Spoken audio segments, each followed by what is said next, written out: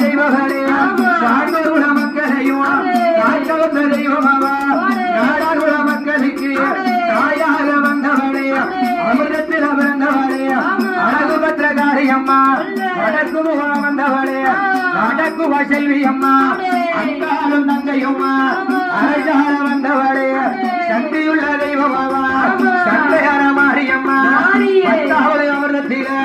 வாய்கடலில் பிறந்தவளே